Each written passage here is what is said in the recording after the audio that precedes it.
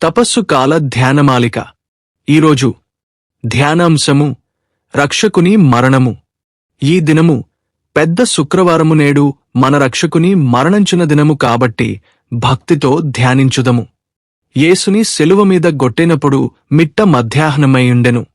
ఆ శిలువపై భాగమున అనగా యేసు తలపై భాగమున పిలాతు ఒక విలాసము, జూదుల రాజైన నజరెత్తూరి యేసు అవి వ్రాయించి ఆ శిలువ కొయ్యకు కొట్టించెను. ఆ శిలువ నాటిన స్థలము యెరూషలేముకు పోయే త్రోవలోయుండెను. వచ్చేపోయే వారంతా ఆ విలాసమును చదువుచు ఆయనను చూచి పోవుచున్నారు. ప్రజలు నిలబడి చూచుచు పోవుచుండెరి. ఆపోయే వారలలో కొంతమంది హేళన చేయుచు దూషించుచు, ఆహా, దేవాలయమును పడగొట్టి దానిని మరల 3 దినములలో కట్టేవాడివి, ఏమయ్యా, నిన్ను నీవు రక్షించుకోలేవా? నీవు నిజంగా దేవుని కుమారుడవైతే ఈ శిలువ నుంచి దిగిరా. అయ్యా, వీడు ఇతరులను రక్షిస్తాడట, ఈ లోకం వచ్చిందే అందుకట. ఏమయ్యా యేసయ్యా, నిన్ను నీవు రక్షించుకోవయ్యా. ఈ విధముగా పరిహాసము చేయుచుండగా బహుకొద్దిమంది మాత్రము, అయ్యో పాపము ఈ నిరపరాధిని ఈ విధముగా శిలువలో గొట్టుటకు ఈ దరిద్రులకు చేతులు ఎలా వచ్చినవో అని అనుకుంటూ కంటతడిపెట్టుచు బాధతో పోవుచుండిరి. ఆఖరుకు ఆయనకిరువైపులా నాటిన శిలువ మీద ఎడమవైపు ఉన్న దొంగ, ఏమయ్యా యేసయ్యా, నీవు నిజంగా క్రీస్తువుడవైతే నిన్ను రక్షించుకుని మమ్ము రక్షింపు అంటుండగా కుడివైపున ఉన్న దొంగ, ఏమిరా ఇట్లంటావు? మన పాపాలకు తగిన శిక్ష మనమనుభవిస్తున్నాము. పాపమీ అమాయకుడు ఏ పాపం చేయకపోయినా మరణ బాధలనుభవిస్తున్నాడు అని వానిని గద్దించి, ప్రభూ, మీరు మీ రాజ్యములోనికి పోయిన తరువాత నన్ను కూడా జ్ఞాపకముంచుకొనండి అనెను. అప్పుడు యేసు, నేడే నీవు నాతో కూడా స్వర్ణ ఆనందమును పొందెదవు అనెను. అటు తరువాత యేసు తన బాధ్యతను గుర్తించి, అమ్మ, ఇదిగో నీ కుమారుడు జాన్ చూపించి, జాన్, ఇదిగో నీ తల్లి అని చెప్పి తన మాతృ బాధ్యత తీర్చుకున్నారు. ఆనాటి నుండి మరియ మనకందరికీ తల్లి అయినది. అప్పుడు భూమండలమాద్యంతము చీకట్లు క్రమ్ముకొనెను. సూర్యుడు అంధకారమైనాడు. రమారమి 3వ గంటలో యేసు బిగ్గరగా, ఏలీ ఏలీ లేమా సబక్తాని అని కేకవేసెను. అనగా, నా సర్వేశ్వరా, నన్నేల చేయవడిచితివి అనెను. అప్పుడు దాహం దాహం అని నాకు దాహముగుచున్నదనగా బంట్రోతు ఒకడు సముద్రపు పాచిన పులిసిన ద్రాక్షరసములో ముంచి అందించెను. యేసు ఆ పులిసిన రసమును వాసన చూచి త్రాగనొల్లక రుచిచూచి వదలవేసెను. అంతటా ఆయన అంతా సమాప్తమైనదని గ్రహించి గొప్ప శబ్దముతో, ఓ పితా, నా యాత్మను నీ చేతులలో ఉంచుతున్నానని నీ అరచి విగత జీవుడాయెను. తక్షణమే పర్వతములు పగిలిపోయెను, భూమి బద్దలాయెను, సమాధులు తెచ్చుకొనెను, ప్రేతములు సజీవములే సంచరించెను. మోక్షపు వాకిళ్లు తెరుచుకున్నవి అనుటకు గురుతుగా దేవాలయపు తెర 2 భాగములుగా చినిగిపోయెను.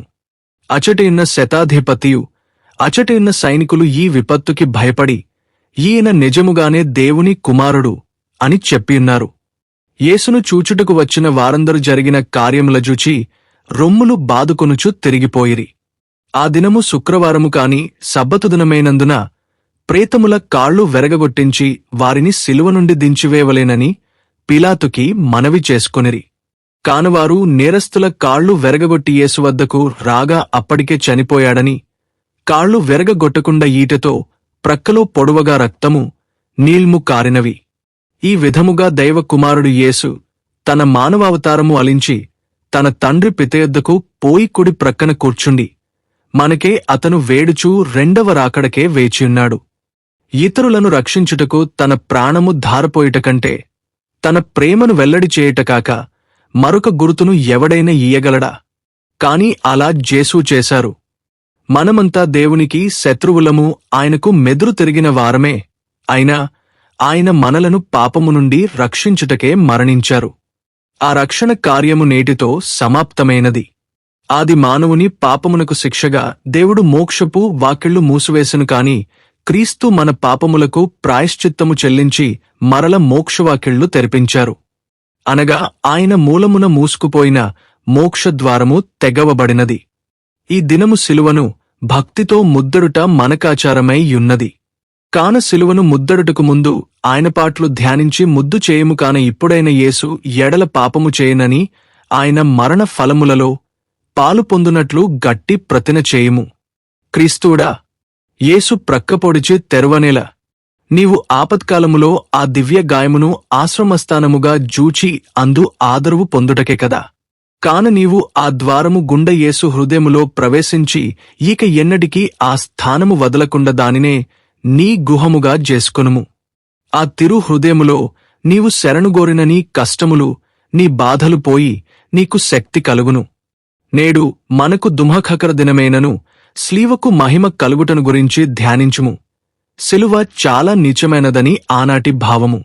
అందుకే మరణశిక్ష శిలువ మీద అమలు జరుపుతారు. అది మహోపరాధులనే దండించి చంపుటకు యోగ్యమైనదిగా ఎంచేవారు. యేసుని శిలువ మీద మరణము వలన ఆ శిలువ మహాపుజనీయమైనదాయను. ఇప్పుడు ప్రపంచములో శిలువాకారములో లేని దేవాలయమే ఎచ్చట చూచిన మనకు కనిపించుచున్నది. శివాకారము లేని దేవాలయము ఎచ్చటాలేదు. మరియు అది ఉత్థాన నిరీక్షణకు గురుతుగా క్రీస్తువుల సమాధులపై ఆ శిలువ భూషణంగా వెలయుచున్నది. యేసు సమస్తులనే నాకర్షించెదనని చెప్పియున్నారు. కాని ఈనాడు ఇంకా యేసుని విశ్వసించనివారు చాలామంది ఉన్నారు. కాబట్టి అవిశ్వాసులు అందరూ శిలువ ఎదుట మోకరించునట్లు ప్రార్థించుము. ప్రభువా, గోధుమ గింజ భూమిలో పడి నశించిన తప్ప అది నూరంతలుగా ఫలించదని మీరు పేర్కొన్నారు. ఆ విధంగా మీరు ప్రాణత్యాగం చేసి ఉత్థాన మహిమ ద్వారా మాకు నూతన జీవాన్నిచ్చారు. ప్రభూ, మీరు 3 గంటలు శిలువ మీద మహా ఆవేదన పొంది తలవంచి అధిగమించి మృత్యుంజయుడైనారు. దేవా, తన స్నేహితుని కొరకు తన ప్రాణము ధారబోయివాడికంటే ఎక్కువ ప్రేమగలవాడు లేడు అని పలికి ఒక మధుర మిత్రునివలె ప్రాణత్యాగం చేసి మా హృదయగుడిలో మీకొక ఆలయాన్ని నిర్మించుకున్నారు. మా రక్షకుడైన క్రీస్తువా, మీ యొక్క శిలువ విలువను అర్థం చేసుకుని మా స్నేహితులకే ప్రాణాలు అర్పించుటకు వెనుకాడక మీ అడుగుజాడల్లో నడచుటకు కావలసిన దైవవరాన్ని ప్రసాదించమని వేడుకొనుచున్నాము. మరియు నా చివరి గడియలు సమీపించి ఇక జీవించి ప్రయోజనము లేదని తోచినప్పుడు కూడా నేను చేయగల మహత్తర కార్యం ఇతరుల మేలుకే నీకప్పగిస్తాను. ఒకటుంది, నీతో ఐక్యమై నా బంధనాలను, నా ప్రాణాన్ని, నా నిస్సహాయతను, ఈ సమర్పణం దప్ప బాధలను మృత్యువును జయించే మార్గం మానవులమైన మాకు మరొకటేలేదు. నాకు ఓర్పును ప్రసాదించండి. ఈ పాపిని క్షమించండి. ప్రార్థన. పరలోక జపము. పరలోకమందుండెడు మా యొక్క తండ్రి, మీ నామము పూజింపబడునుగాక. మీ రాజ్యము వచ్చునుగాక. మీ చిత్తము పరలోకమందు నెరవేరునట్లు భూలోకమందును నెరవేరునుగాక. నానాటికి కావలసిన మా ఆహారం మాకు నేటికి అనుగ్రహించండి. మా యొద్ద అప్పుబడిన వారిని మేము మన్నించినట్లు మా అప్పులను మీరు మన్నించండి. మమ్ము శోధనయందు ప్రవేశిపంనివ్వక కీడులో నుండి మమ్ము రక్షించండి. ఆమెన్. పవిత్రుడు, సర్వశక్తివంతుడు, నిత్యుడువు అయిన దేవా, మా మీదను సర్వమానవాళి మీదను మీ కరుణను కుమ్మరించండి. పవిత్రుడు, సర్వశక్తివంతుడు, నిత్యుడవు అయిన దేవా, మా మీదను సర్వమానవాళి మీదను మీ కరుణను కుమ్మరించండి. పవిత్రుడు, సర్వశక్తివంతుడు, నిత్యుడవు అయిన దేవా, మా మీదను సర్వమానవాళి మీదను మీ కరుణను కుమ్మరించండి. పితా, పుత్ర, పవిత్రాత్మ నామమున ఆమెన్.